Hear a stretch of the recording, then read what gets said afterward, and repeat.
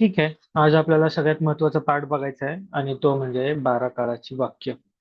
काल आपण फॉर्म्युला कसे बनले ते वाला बघून घेतलं होतं, पण ऍक्च्युअल फॉर्म्युला आज आपल्याला पाठ करायचे. ऍक्च्युअली मी तुम्हाला घरी करायला सांगितलं असतं, पण मला असं वाटतंय की आपण ते सोबत सोबत करावं नाही का, म्हणजे ते एक वाला फ्लो राहील आपल्यामध्ये. अं, आज आपल्याला मेनली म्हणजे 12 काळाचे जे फॉर्म्युले आहेत ते पाठ पण करायचे आहेत आणि सोप्या सोप्या पद्धतीने ते कसे पाठ करायचे, लक्षात कसे ठेवायचे आणि वाक्य पण सोडवून बघायचे आहे. ओके. याच्या आधी काही गोष्टी समजून घेणं महत्वाचं आहे. ते म्हणजे आपण बघितलं होतं अंडरस्टँडिंगसाठी की कुठल्या सब्जेक्टच्या पुढे कोणतं हेल्पिंग वर्ब लागतं.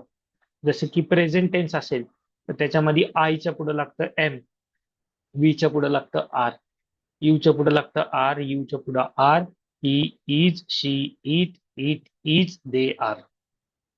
तसंच प्रेझेंट टेन्स मध्ये जर परफेक्ट टेन्स असेल तर काय लागतं हॅव पैकी, तर आयच्या पुढे लागतं हॅव, वीच्या पुढे लागतं हॅव, यूच्या पुढे लागतं हॅव, यूच्या पुढे लागतं हॅव, हीच्या पुढे लागतं हॅज, शीच्या पुढे लागतं हॅज, इटच्या पुढे लागतं हॅज, च्या पुढे लागतं हॅव. ठीक आहे. सो फक्त ही, शी, इट आहेत ना त्यांच्याच पुढे हॅज लागते, बाकी सगळ्यांच्या पुढे हॅव लागतं. ठीक आहे, हेल्पिंग वर. आता बघूच आपण सोडवताना ते.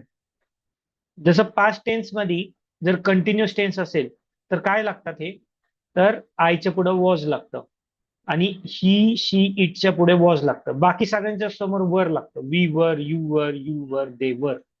ओके. तसंच पास्ट टेन्स मध्ये मी म्हणलं होतं सगळ्यात सोपा टेन्स लक्षात ठेवायला पास्ट परफेक्ट टेन्स. काय ना हॅड, सगळ्यांकडे हॅडच लागते. ठीक आहे ना. Subject plus had plus V three plus object plus other part असं फॉर्म्युला आहे. सगळीकडे हॅड लागतं. I had, we had, you had, he had, she had, it had, they had. ठीक आहे. फ्युचर टेन्स मध्ये मी तुम्हाला म्हटलं होतं ना, जनरली प्रेझेंट असतात ते फ्युचर सारखेच दिसतात, म्हणजे तर वेगळं दाखवण्यासाठी तिथं आय शाल लागतं. जनरली आयच्या पुढे शाल, वीच्या पुढे शाल लागतं. असं काही कंपल्सरी नाहीये, कधी कधी विल पण लागतं. आय विल पण तुम्ही वाचलं असेल किंवा वी विल पण तुम्ही वाचलं असेल.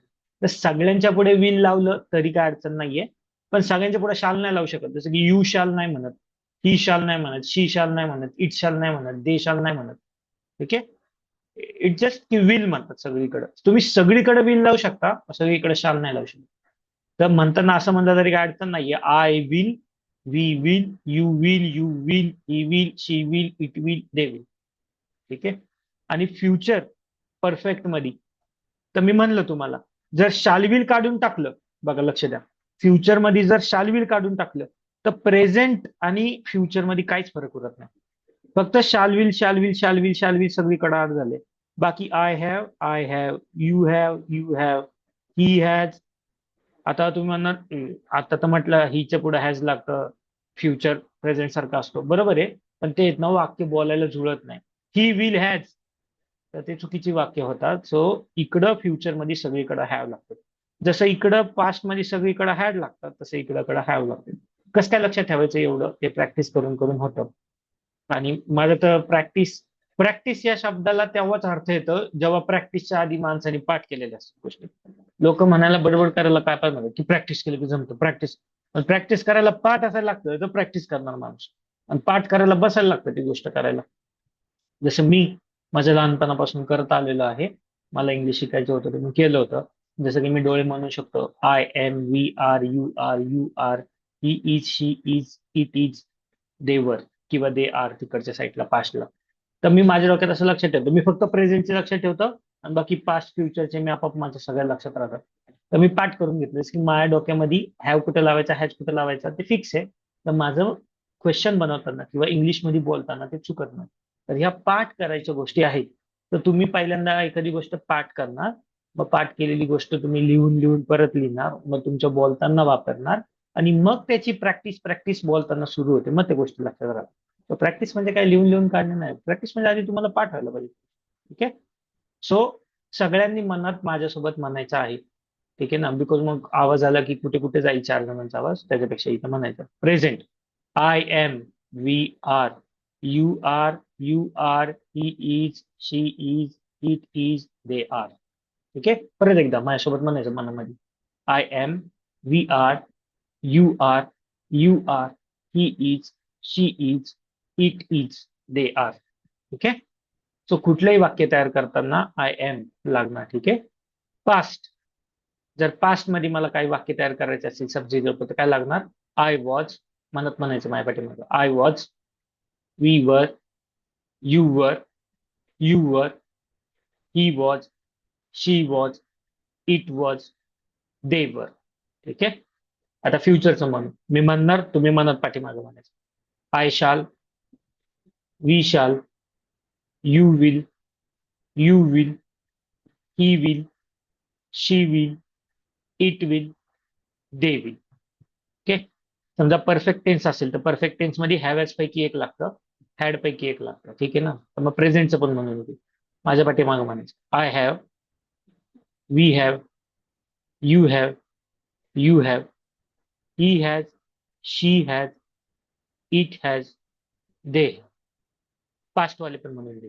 I had, we had, you had, you had, he had, she had, it had, they had. Future वाले पण म्हणून दे. मी म्हणलं सेम सेम आहेत, फक्त इकडे सगळीकडे हॅव लागतात आणि शाल विल लागतात. तुम्ही शालच्या ऐवजी विल म्हणलं तरी काय अडचण नाहीये, पण आता ग्रॅमॅटिक शिकतोय म्हणून शिकून घेऊ. आय शाल हॅव, म्हणत मागं म्हणायचं I shall have, we shall have, you will have, you will have, he will have, she will have, it will have, they will have. ठीक आहे. ठीक आहे. सगळेजण माझ्या पाठीमागे म्हणत होते का? हो.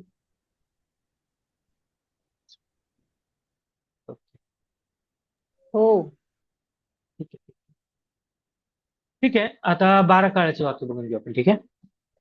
12 काळाचे वाक्य जो मी मागं काल फॉर्म्युला वगैरे सगळं बनवायचं कसं शिकवत होतो, आज तर एक एक वाक्य सेपरेटली बघून घेऊ.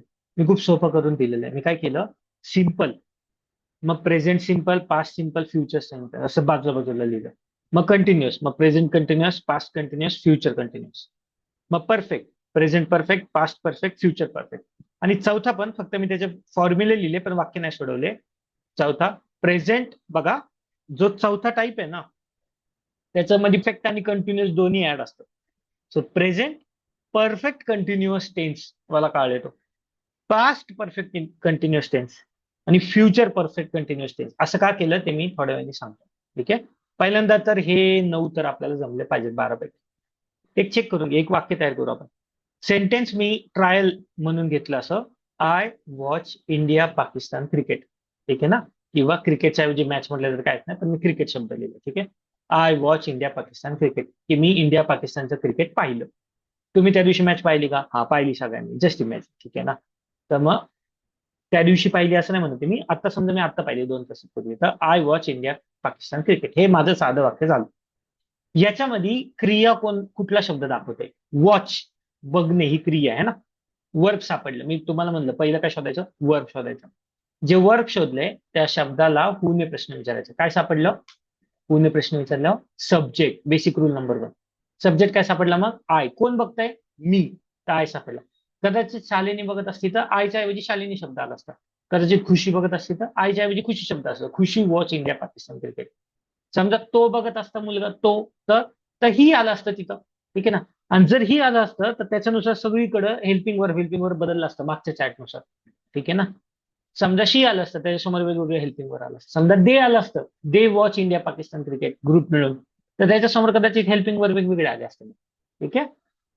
So it just like magic सारखं आहे की फॉर्म्युला आहे त्याचे टाकायचं, जे ज्याला जुळतं ते लावायचं आणि वाक्य बनवायचे. Simple simple. मग हे जे वर्ब आहेत त्याचे 3 फॉर्म बघून घेऊ आपण. हे रेग्युलर वर्ब आहे आणि त्याच्यामुळे एकदमच सोपं आहे. वॉच हे V1 आहे पहिलं मूळ रूप. जे V2 आहे, जे पास्ट फॉर्म आहे वॉचचं, त्याला फक्त ईडी लावायचं आहे, वॉच. ठीक आहे. आणि तिसरं जे रूप आहे ते पण वॉचच आहे. ठीक आहे ना. So watch, watch, watch. ठीक आहे. आणि ऑब्जेक्ट काय आहे, कसं फाइंड केलं आपण ऑब्जेक्ट? तर जे वॉच शब्द आहे, क्रियापद जे आहे त्याला व्हॉटने प्रश्न विचारला. What watch? काय बघतात ते? काय बघतात ते? क्रिकेट. ठीक आहे ना. सो ऑब्जेक्ट काय आलं? क्रिकेट. सो मला सब्जेक्ट सापडला आय, मला ऑब्जेक्ट सापडला क्रिकेट, आणि मला वर्ब पण सापडलं वॉच, आणि त्याची तिन्ही रूप पण मला माहिती आहेत. मी तुम्हाला सांगतो, आयुष्यात आजच्या तारखेपासून तुम्हाला इंग्लिशमध्ये काहीही बोलायचं असेल, काहीही आयुष्यात, तुम्हाला ह्या गोष्टी माहीत असणं गरजेचं आहे. एक तर तुम्हाला वर्क तरी पाठ पाहिजे, तुम्हाला ऑब्जेक्ट शोधता यायला पाहिजे, तुम्हाला सब्जेक्ट माहिती पाहिजे, कुठल्या सब्जेक्टला काय लागतं हे माहिती पाहिजे, तर तुम्हाला इंग्लिश लिहिता वाचता बोलता पेपरमध्ये क्वेश्चन बिश्चन सोडवता येतील, अन्यथा येणार नाही. ओके. हे हे इंग्लिश आहे. त्याचं थोडं अजून खाली गेलं हे बेसिक असतं, हे बेसिकच्या पण खाली आहे की हे मस्त आहे. हे असल्याशिवाय एखादी भाषा शिकण्याचा अर्थच उरत नाही. ठीक आहे. ते बघून घेऊ मग. पहिल्यांदा मी म्हटलं होतं ना, चार गोष्टी असू शकतात, म्हणजे चार प्रकारे आपण काम करू शकतो आयुष्यामध्ये. एक तर काही क्रिया चालू असू शकते ज्याच्यासाठी कंटिन्युअस टेन्स आणि त्याचं फॉर्म्युला. काही क्रिया पूर्ण झालेली असू शकते त्याच्यासाठी परफेक्ट. काही क्रिया असते ना ती चालू असते ना ती पूर्ण असते, ती जर झालेली असते आता तात्पुरती, तर तिला सिंपलच्या कॅटेगरीमध्ये बसवतात. ठीक आहे. सो सिंपलची वाक्य सोपी, कंटिन्युअसची वाक्य सोपी का परफेक्टची वाक्य सोपी? तर लक्षात ठेवायचं, कीर्ती मूर्ती लहान तर कीर्तिमान, ज्याचं फॉर्म्युला लहान याची सगळ्यात जास्त अडचण आहे भाई. सिंपलची वाक्य इतका त्रास देतात ना, तुम्हाला कोणच त्रास नाही देणार इतकं इंग्लिशमध्ये, इतकं सिंपलची वाक्य त्रास देते. सिंपल प्रेझेंट टेन्स आणि सिंपल पास्ट टेन्स आणि सिंपल फ्युचर टेन्सची जी वाक्य आहेत ना, त्याच्या इतकं डोकं कोण नाही खात. कंटिन्युअसची वाक्य परफेक्टची वाक्य लय सोपी आहे. बिकॉज आपल्याला पूर्ण फिलिंग असते की क्रिया पूर्ण झालेली असेल तर सलग परफेक्ट टेन्सचा कुठला पण फॉर्म्युला वापरायचा आहे. जर वर्तमान काळात क्रिया पूर्ण झाली तर प्रेझेंट परफेक्टचा फॉर्म्युला वापरून टाकायचा. जर काल पूर्ण झाली होती एखादी गोष्ट तर पास्ट परफेक्टचा फॉर्म्युला लावून टाकायचा. जर उद्या पूर्ण होणार असेल एखादी गोष्ट ठराविक वेळेला तर फ्युचर परफेक्टचा लावून टाकायचं. एकदम सोपं. परफेक्ट एकदम सोपं आहे. कंटिन्युअस पण एकदम सोपं आहे, की जर क्रिया आज चालू असेल तर प्रेझेंट कंटिन्युअस, जर क्रिया काल चालू असेल तर पास्ट कंटिन्युअस, जर क्रिया उद्या चालू असेल, ठीक आहे ना, तर फ्युचर कंटिन्युअस. काही अडचण नाहीये. अडचण हे शिकायला आहे सिंपल टेन्स कधी वापरायचं, सिंपल प्रेझेंट कधी वापरायचं आणि सिंपल पास्ट कधी वापरायचं आणि सिंपल फ्युचर कधी वापरायचं. सिंपल फ्युचर पण समजण्यासारखं आहे, उद्या जर एखादी गोष्ट होणार. सिंपल पास्ट आणि सिंपल प्रेझेंट ना आपण पुढे वाक्य सोडवू असा घाम काढन ना बाई तुमचा. तुम्हाला थोड्या दिवसांनी तुम्ही मला म्हणाल की भाई इंग्लिश नाही शिकायची बाई. ठीक आहे ना, हे सिंपल फ्युचर सिंपल पास्ट तुमचं जिना हराम करतो.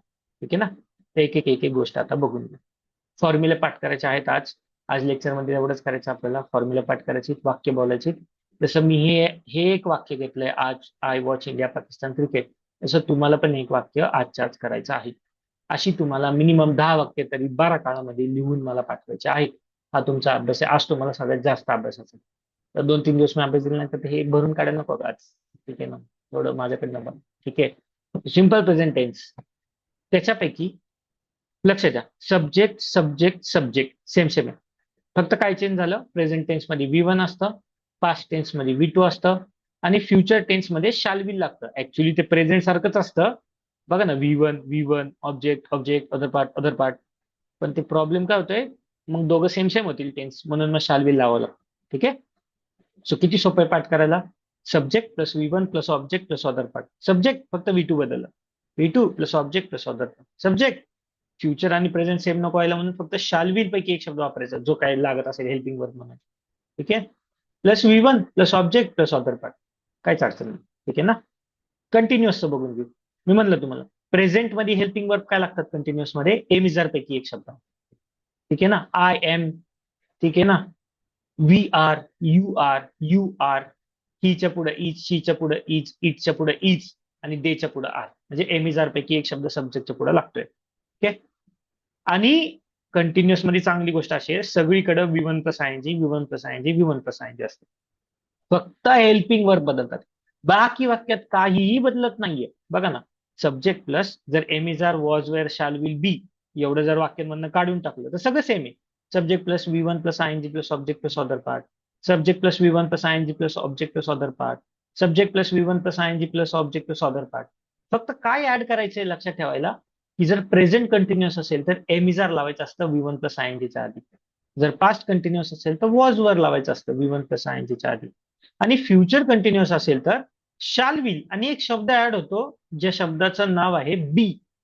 तर या बी ला काहीही अर्थ नाहीये. तुम्हाला काही अर्थ नाही तर का लिहिला, तर मला अजूनपर्यंत नाही कळलं. तर मी 28-29 होत आलो का लिहितात नाही माहिती मला. ते आता इंग्लिशवाल्यांनी नियम काढला, लिहायचं असतं तर लिहायचं असतं. तसं आपल्या मराठीमध्ये पण काही काही नियम आहेत जे काहीच कळत नाहीत. म्हणजे फॉर एक्झाम्पल एक नियम आहे आपल्याकडं की वयस्कर माणसांचा नमस्कार करायचा असतो. तर मग तुम्हाला माहिती आहे त्यांची लायकी काय असते तरी तुम्ही नमस्कार करायला लागतो तुम्हाला. ठीक आहे. सो मग असे नियम का काढले तर काढले, आता का काढले का माहिती. तसं अशा असतात ही बीचा काय अर्थ नाही, लिहितात लिहितात. ठीक आहे ना, काही गरज नव्हती खरं त्यांना. काय आता ब्रिटिशांनी कुठं घाण नाही सोडली. ठीक आहे. सो हे future continuous tense, subject plus shall will plus be plus V one plus I N G plus object plus object. ठीक आहे. परफेक्टचं बघून घेऊ. परफेक्ट तर मी तुम्हाला म्हणलं ना मग सगळ्यात 12 काळांमध्ये शब्द लक्षात ठेवा, काळ लक्षात ठेवण्यासारखा काळ perfect tense. Present perfect, past perfect आणि फ्युचर परफेक्ट मध्ये सगळं सेम आहे. फक्त हॅव, हॅज, हॅड आणि शाल विल हे तर कंटिन्यू लावायचे फ्युचरसाठी. हे पण सेम आहे, हॅव हॅज सेम सेम, हे आणि हे सेम टू सेम आहे. फक्त इथं शाल विल ऍड करायचं आहे. सो प्रेझेंट परफेक्ट टेन्स आणि फ्युचर परफेक्ट एक्झॅक्टली सेम आहे, फक्त शाल विल ऍड लावायचं. ठीक आहे ना, शाल विल ऍड करायचं. आणि बाकी त्यालाही सोपं आहे, सब्जेक्ट प्लस हॅवेज पैकी एक शब्द आणि व्ही थ्री सगळीकडे व्ही थ्री लावायचं पूर्ण झालेलं दाखवण्यासाठी. बाकी सगळं सेम. जसं कंटिन्युअस मध्ये V1 plus I N G, V1 plus I N G, V1 plus I N G same आहे, तसं परफेक्ट मध्ये V3 सेम. ठीक आहे. इकडे काय बदलतंय, am is are, was were, shall will be. ठीक आहे ना. तसं इकडे काय बदलतंय, हॅव हॅज, हॅड, हॅड तर सगळ्यांना सेम लागणार, मग बघितलं सगळीकडे हॅडच लागतं. ठीक आहे ना, सगळ्या सब्जेक्टच्या पुढे. आणि शाल विल फ्युचर म्हणून ऍड करतोय, बाकी सगळं हॅव हॅज प्रेझेंट सारखं. कळलं इथपर्यंत? कोणाला काय अडचण आहे? नाही. नाही. ठीक आहे. ठीक आहे. आता सिंपल प्रेझेंट टेन्स जो आहे, सिंपल पास्ट टेन्स जो आहे, simple future tense, present continuous, past continuous, future continuous, present perfect tense, past perfect tense, future perfect tense, याचे फॉर्म्युले पाठ करू आपण आणि एक्झाम्पल सोडून बघू. ठीक आहे. ठीक आहे. आपलं एक्झाम्पल मेन सेंटेन्स काय होतं, I watch India Pakistan cricket. पुढे मॅच शब्द पाहिजे होता पण मग जागा नव्हती, बसत नव्हतं ते. So I watch India Pakistan cricket match असं खरं वाक्य होतं पण बसत नव्हतं. ठीक आहे. सो काय पण असू दे, मग आपल्याला काय शोधायचं, क्रियापद. सापडलं क्रियापद वॉच. ठीक आहे ना, वॉच क्रियापद शोधलं, त्याचे 3 रूप माहिती पडले.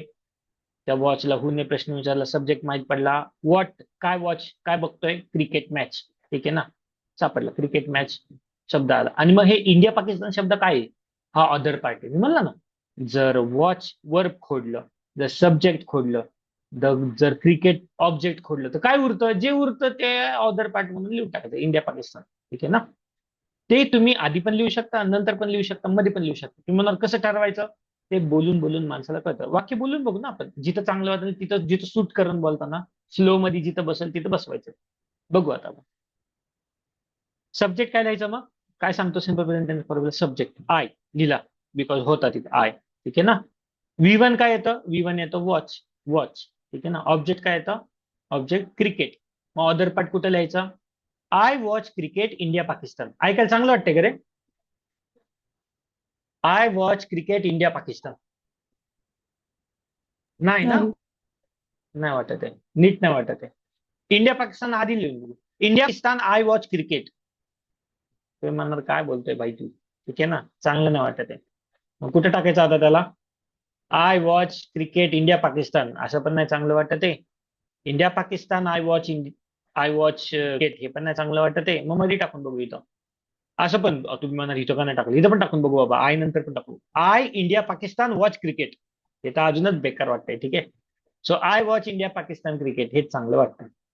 तर तुम्ही म्हणणार हे कुठला नियम असतो, नियम बियम नसतो. प्रत्येक गोष्टी नियमाने नाही चालू शकत, आपल्याला एक फिलिंग पण असते की बोलून काय छान वाटतंय. ठीक आहे ना. सो जनरली ऑदर पार्टकडे एवढं लक्ष द्यायचं नाही, ऑदर पार्ट आपल्याला पाहिजे तसा फ्लो मध्ये ऍड करून घ्यायचा. पण फॉर्म्युला चेक आहे की नाही बघा, आय V1 ऑब्जेक्ट. ठीक आहे. सिंपल पास्ट टेन्सचं काय होणार, मग फक्त V2 बदलायचं. मग V2 काय, वॉच ईडी लावायचे, झालं वाक्य. I watch India Pakistan cricket match. जर तो पुढे शब्द असला असता, I watch India Pakistan cricket match. ठीक आहे.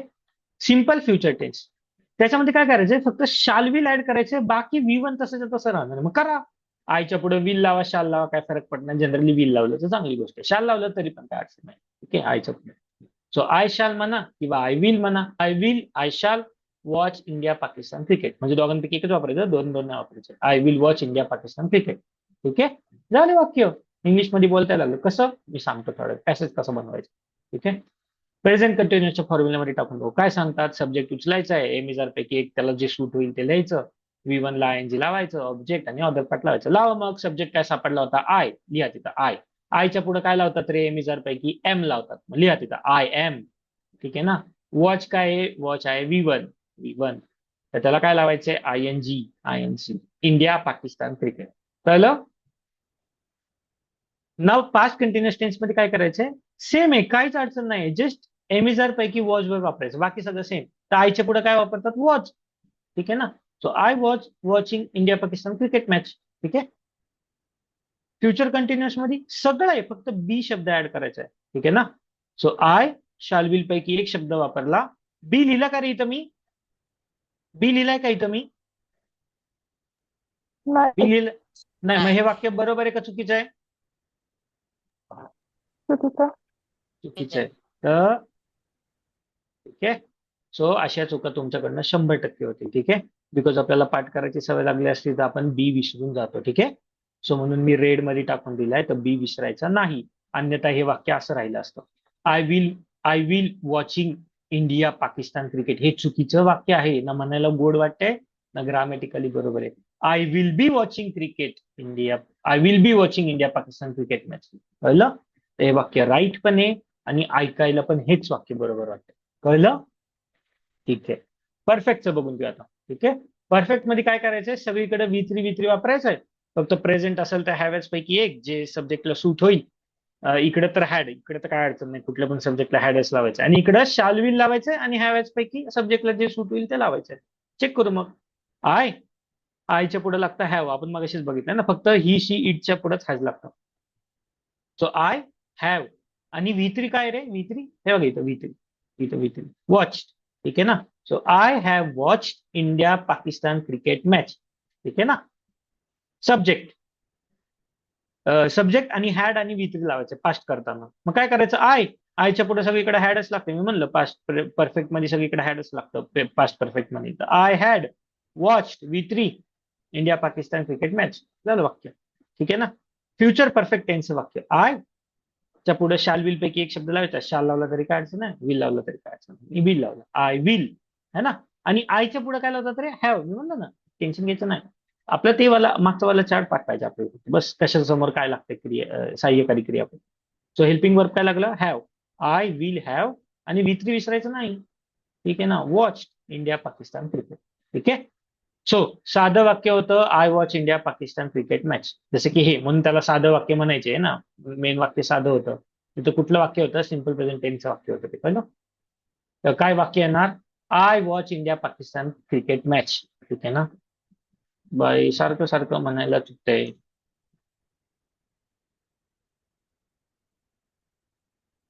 ओके. उगाच सराची लायकी काढते सगळे. बघा असं मला सर नव्हतं तर काय लक्षात ठेवायला काय गरज नव्हती. आता तुमचं सारखी मला तुमची आठवण ठेवायला लागते. तर मॅच करायला टाकतोय मी जाणून बुजून. आता मॅच झाली ना परवा, तर त्याच्या हिशोबाने आपण वाक्य लक्षात ठेवू शकतो. ठीक आहे. मग आपल्याला बोलायला पण जमेल, तुम्ही तुमच्या मैत्रिणीशी मित्राशी गप्पा पण मारू शकाल. ठीक आहे. आता 12 काळात वाक्य पण होतील. ठीक आहे. चेक करून बघू मग आता मराठीत ही वाक्य कशी होतील. ठीक आहे ना. पहिलं वाक्य, I watch India Pakistan cricket match. मी इंडिया पाकिस्तान क्रिकेट मॅच पाहिली. कळलं. कधी पाहिली, आज पाहिली, काल पाहिली, काय नाही कळत आहे. सिंपल आणि सिंपल पास्टची वाक्य थोडी अवघड असतात. ठीक आहे. दुसरं वाक्य, I watch India Pakistan cricket match. मी इंडिया पाकिस्तान क्रिकेट मॅच पाहिली. ठीक आहे ना. हे पर्टिक्युलरली सांगते की past tense, simple past. Okay. पुढचं वाक्य, I will watch India Pakistan cricket match. मी इंडिया पाकिस्तान क्रिकेट मॅच पाहिली. हे मी मॅच व्हायच्या आधी साईडला बोललो होतो. ठीक आहे. की I will watch India Pakistan cricket match. ठीक आहे ना. की मी इंडिया पाकिस्तान क्रिकेट मॅच पाहिली. कळलं तुम्हाला. हेच बोलायचं रिअल लाईफ मध्ये, आणि याला स्पीकिंग म्हणतात, इंग्लिश स्पीकिंग. तर स्पीकिंगच्या काय कोर्स बिर्स करायची गरज नसती, जस्ट तुम्हाला वाक्य बोलता यायला पाहिजे, पाठ पाहिजेत फॉर्म्युले, पटपट फक्त वाक्य जमली, वर्क तुम्हाला खूप सारे माहीत झाले, हेल्पिंग वर्क तुमचे चुकत नाही लावताना, दॅट्स इट. तुम्हाला इंग्लिश बोलायचं जमलं. जर 100% इंग्लिश असेल तर त्याच्यापैकी फक्त 10%च बोलणं आहे, 90% थेरॉटिकल झालं. एवढं सोपं आहे स्पीकिंग, फक्त फॉर्म्युला पाठायला. ठीक आहे. ही इतकी प्रॅक्टिस झाला पाहिजे की चुकायला नका. ओके. कंटिन्युअसचं वाक्य कसं येणार मग मराठीमध्ये, आय एम, मी म्हणलं होतं am is are, was were, shall will, या सगळ्यांचा अर्थ आहे, होता, असा असतोय ना. तर एमिजारचा अर्थ असतो आहे है ना. सो आयचा अर्थ मी, एमचा अर्थ आहे, वॉचिंगचा अर्थ मी म्हणलं जर आय एन जी लावला असेल तर पाहत आहे. ठीक आहे ना, बघण्याची क्रिया चालू आहे असं दाखवायला लागतं. सो मी इंडिया पाकिस्तान क्रिकेट मॅच पाहत आहे, म्हणून ते प्रेझेंट कंटिन्युअस वाक्य आलं. हेच वाक्य पास्टचं कसं होईल की मी काल बघत होतो, जसं की जयीचा मला फोन आला म्हणली की अरे भाई तू 6 वाजता इंडिया पाकिस्तान क्रिकेट मॅच बघत होता का, तर मी तिला काय म्हणणार, येस. तिने प्रश्न विचारला मला, मग मी आन्सर देणार yes, I was watching India Pakistan cricket match. की मी इंडिया पाकिस्तान मॅच पाहत होतो. कळलं का आता, पाहत होतो, क्रिया चालू होती म्हणून पास्ट मध्ये क्रिया चालू होती, तर मग ह्या वाला फॉर्म्युला लावून तिला उत्तर दिलं. ठीक आहे.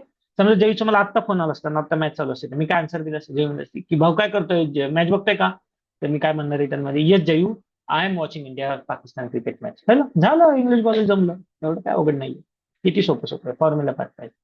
समजा मला कोणी प्रश्न विचारला की अरे उद्या 6 वाजता फिरायला येतो का, आणि समजा इंडिया पाकिस्तान मॅच आहे उद्या, तर मग मी काय म्हणणार त्याला, नो, मला नाही यायला जमणार. तो म्हणणार का मित्रा व्हाय, मी त्याला म्हणणार बिकॉज, कारण, बिकॉज म्हणजे कारण because I will be watching India Pakistan cricket match. कदाचित मी इंडिया पाकिस्तान मॅच पाहत असेल. तीन वाक्यांमध्ये फरक कळला. मी पाहत आहे, पास्ट मध्ये वाक्य होतं पाहत होतो, आणि फ्युचर मध्ये वाक्य असेल पाहत असेल. झालं, मला इंग्लिश बोलायचं जमलं. तर इथून पुढं जर तुम्ही एखादी क्रिया करत असाल आणि तुम्हाला कोणी विचारलं, तर ते वाक्य इंग्लिशमध्ये ट्रान्सलेट कसं करायचं, प्रेझेंट कंटिन्युअसचा फॉर्म्युला लावायचा. जर तुम्हाला काल विचारलं, एखादी मॅडम आली जयूला विचारलं की भाई काल तुम्ही 7 वाजता काय करत होते, तर मग जयूनी कशाचं वाक्यच आहे, पास्ट कंटिन्युअस वाक्य करायचे की I was making report, I was doing this work, I was doing that work. कळलं. तर इतकं सोपं आहे बोलायला, काय अवघड नाही. परफेक्ट वाक्यांमध्ये कसं येणार मग, क्रिया पूर्ण झाली हे दाखवण्यासाठी परफेक्ट वापर. जसं की I have watched India cricket Pakistan match, he me India Pakistan cricket match माझी पाहून झाली. ठीक आहे ना, 3 तासापूर्वी. समजा तुम्ही 11 वाजता फोन केला असता, मला संपली असतं मॅच, तर मी काय म्हणलं असतो, आय हॅव वॉच, मला फोन आला माझ्या मित्राचा अमोल, चैत्या मॅच बघते का, तर मी काय म्हणणार return, yes I have watch India Pakistan cricket match, माझी पाहून झाली, आय लाईक इट, मला आवडली. ठीक आहे ना. पास्ट परफेक्ट मध्ये कसं वाक्य होणार, जर मला आज जयनी विचारलं की भाऊ तू काल पाहिली होती का, जयनी मला फोनवर विचारलं होतं की तू पाहिली होती का मॅच. ठीक आहे ना, तर ते वाक्य जय इंग्लिश मध्ये विचारलं असतं, तर मी काय रिटर्न मध्ये आन्सर दिलं असतं जयला, yes I had watch India Pakistan cricket match, की मी इंडिया पाकिस्तान क्रिकेट मॅच पाहिली होती, पाहून झालेली होती, म्हणजे पाहिली होती. कळलं, म्हणजे पूर्ण झालेली होती पाहून झालं. कळलं आता. आणि फ्युचरमध्ये जर मला असं कोणी विचारलं की तू उद्या 11 वाजेपर्यंत मॅच पाहून झालेली असेल का तुझी, तर मी त्याला आन्सर काय देणार, I will have watch India Pakistan cricket match. ना, की I will have watch India Pakistan cricket match, मी कदाचित उद्या परवा ती मॅच पाहून झालेली असेल माझी, पाहून झालेली असेल. कळलं. क्रिया पूर्ण झालेली असल्यावर परफेक्ट टेन्स, क्रिया चालू असेल तर कंटिन्युअस टेन्स, आणि साधा असेल तर साधे V1 V2 आणि शाल विल प्लस V1 लावायचं आहे. काय अडचण आहे का समजायला. नाही. हो. समजतंय सगळ्यांना. ठीक आहे. हो. किती वेळ उरलाय, मला वेळ पण नाही दिसत, मला काहीच नाही दिसत झूम मीटिंग मध्ये. ठीक आहे, एक वाक्य घेऊ आता आपण. ठीक आहे, माझ्यासोबत वाक्य करायचं. मग तुम्ही म्हणणार ह्या 3चं उरलेलं काय, हा 3चं उरलेलं नंतर घेऊ, मला कन्फ्युजन द्यायचं नाही तुम्हाला. जस्ट आपण आधी आपले आपले करू, सोपं आहे ऍक्च्युली. हॅव हॅज आणि बीन प्लस V1 प्लस आयनजी, म्हणजे या कंटिन्युअसचं V1 प्लस आयनजी उचलायचं, या परफेक्टचं हॅव हॅज उचलायचं, आणि बाकी सगळे वाक्य तसंच तसं लिहून टाकायचं. तर एकदमच सोपं आहे उलट, पण त्याची वाक्य आता नको आपल्याला. ठीक आहे. Your meeting will and in 10 minutes, माझं ऐकलं त्यांनी. ठीक आहे ना. सो एखादं वाक्य घेऊ आपण, है ना. आय आय काय सोपं पडेल तुम्हाला,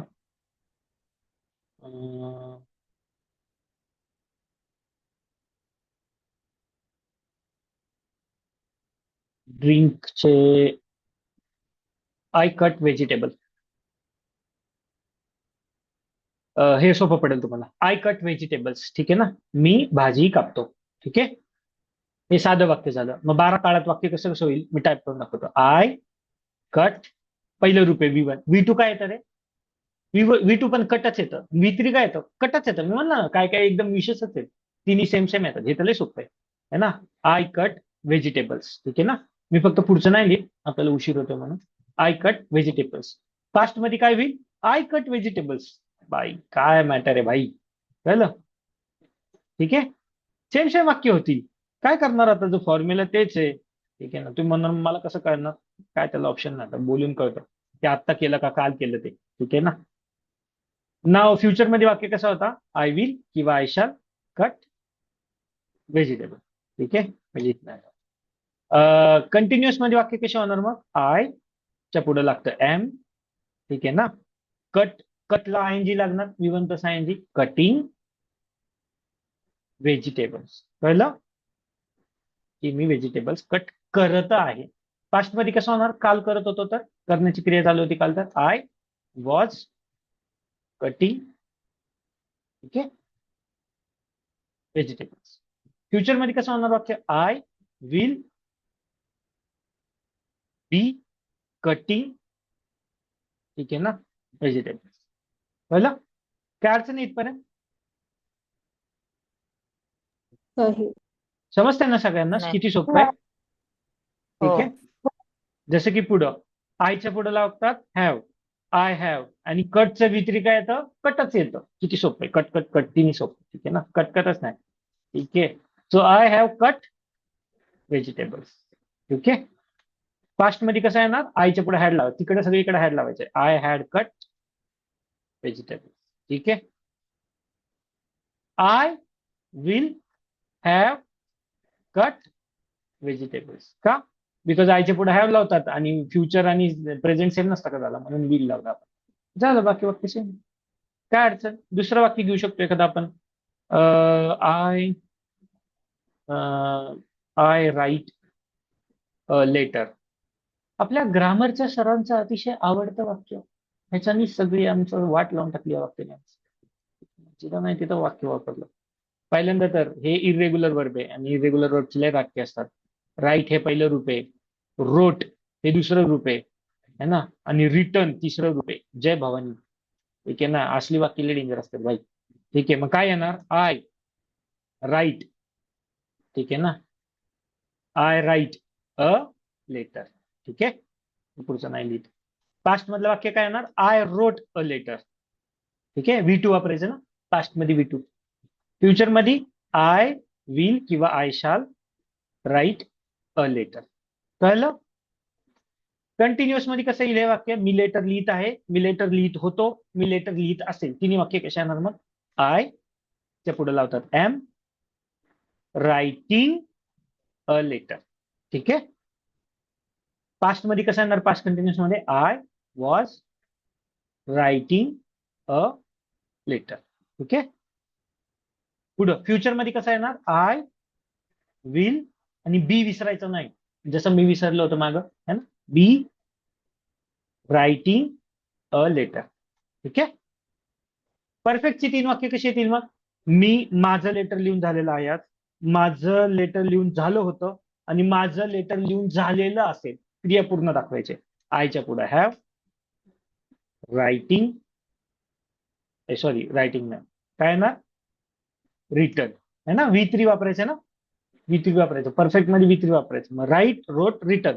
ठीक आहे ना. Return. I have return a letter. I had return a letter. ठीक आहे. I will have return a letter. कळलं? अशी आपण 1000 वाक्य तयार करू शकतो. कळलं? सांगा मला, तुम्हाला कळतंय का मुद्दा? हो. हो. एकदम सोपं जात आहे का? हो. ठीक आहे. हो. तो तुम्हाला मी भरपूर अभ्यास देणार आहे. पहिला अभ्यास. पहिला अभ्यास. पहिला अभ्यास हा आहे की तुम्हाला 12 काळापैकी हे जे 9 काळाचे फॉर्म्युले आहेत, हे फॉर्म्युले पाठ करायचे आहेत. या फॉर्म्युल्याची कॉम्पिटिशन केली जाईल. ठीक आहे. या फॉर्म्युल्यांची आवाज येतोय माझा तुम्हाला? माझं इंटरनेट कनेक्शन अनस्टेबल झालं. आणि कट होते परत. आता येतोय का व्यवस्थित?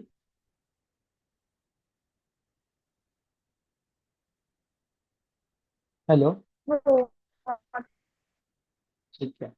आता मला काही ऑप्शन नाही ते कळणार नाही. सो तुम्हाला 12 काळाचे फॉर्म्युले पाठ करायचे आहेत. त्याची उद्या कॉम्पिटिशन घेतली जाईल. कोण कमी वेळात फॉर्म्युले बिनचूक म्हणतं त्यांचा नारळ आणि शाल टोपी देऊन सत्कार केला जाईल. ठीक आहे. सो आम्ही खोटी खोटी शाल टाकू, तुम्ही खोटी खोटी अंगावर घ्यायची. आम्ही खोटं खोटं नारळ देऊ, तुम्ही खोटं खोटं नारळ घ्यायचं. ठीक आहे. तर ते असं आपण उद्या मोठू शाली. अभ्यास काय? हा. मला आवाज नाही आला काहीच. रेकॉर्डिंग टाकून देजो लेक्चरला अभ्यास काय ते. हा चालेल चालेल ठीक आहे. सो आजच्यासाठी बास लेक्चर. आज आपण 12 फॉर्म्युले घेतले आणि आपण ते कसं सगळं मॅच होतं, कुठले क्रियापद आणि कुठले सहाय्यकारी क्रियापद एकमेकाला कसे मॅच होऊन 12 काळाची वाक्य बनतात ते आपण आज बघितलं. ठीक आहे. सो आजच्यासाठी संपलं लेक्चर. आणि लेक्चरचा जो अभ्यास आहे ही 12 काळाची वाक्य पाठ करणं म्हणजे फॉर्म्युला पाठ करणं. आणि मी काही 10 वाक्य तुम्हाला देईल किंवा 5 वाक्य तुम्हाला देईल जी अशी 9 प्रकारे ती प्रत्येक एक वाक्य 9 प्रकारे 9 काळांमध्ये मला लिहून पाठवायचं आहे. ओके. सो ते मी ग्रुपला पाठवून देतो. ओके. तो आजच्यासाठी ओके. लेक्चर संपलं. Bye bye. Take care. Bye.